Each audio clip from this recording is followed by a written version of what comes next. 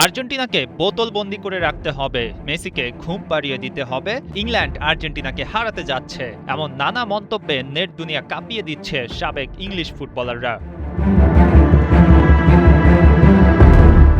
ইংলিশরা বরাবরই কিছুটা আমুদে, কথার ফুলকি ছড়াতে কখনোই কম যায় না। সেমিফাইনালের আগে 2 দিন সময় পেয়ে সেটাই যেন সেরে নিচ্ছে তারা। নেটফ্লিক্স স্পোর্টসের একটা বিশেষ অনুষ্ঠানে যোগ দেন গ্যারি লিনেকার, অ্যালান শিয়ারার ও মিকা রিচার্ডস।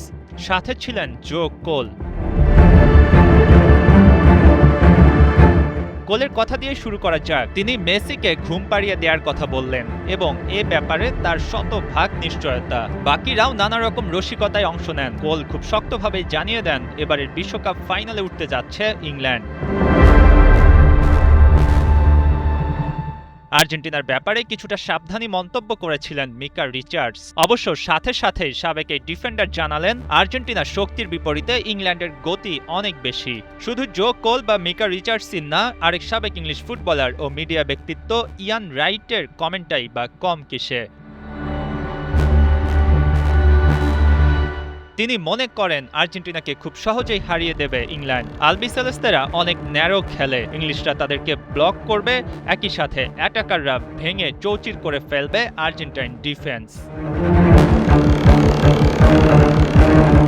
গ্যারি নেভিল বিশ্বব্যাপী পরিচিত ইংল্যান্ডের সাবেক ফুটবলার, পাশাপাশি বিশ্লেষক। তার কথাতেও তেমন একটা পাত্তা পায়নি আর্জেন্টিনা। আকাশী নীলদের সেন্টার ব্যাক নিয়ে কিছুটা মক করে বলেন অন্তত 2টা গোল যদি ইংল্যান্ড দিতে না পারে তাহলে হবে না। ইংলিশদের ফাস্টার, কুইকার আর বেটার স্কোয়াড মনে করেন তিনি।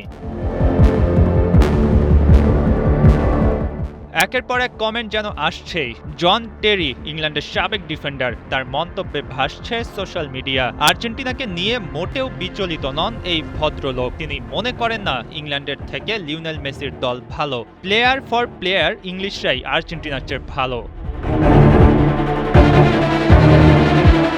আটালান্তা স্টেডিয়ামে বৃহস্পতিবার রাত 1টায় ইংল্যান্ডের সাথে আর্জেন্টিনার লড়াই। সেই লড়াইয়ের আগে কথার লড়াইটা মোটেও কম হচ্ছে না, বিশেষ করে সাবেক ইংলিশ ফুটবলারদের পক্ষ থেকে। এর বিপরীতে সাবেক আর্জেন্টাইনরা এখনো তেমন কোনো জবাব দেয়নি। তবে ইংলিশদের তাতে থোড়াই কেয়ার। অবশ্য মাঠেই হবে মূল খেলা, সেখানে যারা জিতবে তারাই হবে হিরো, তাদের নিয়েই হবে উৎসব। মঈন হাসান, ৭১।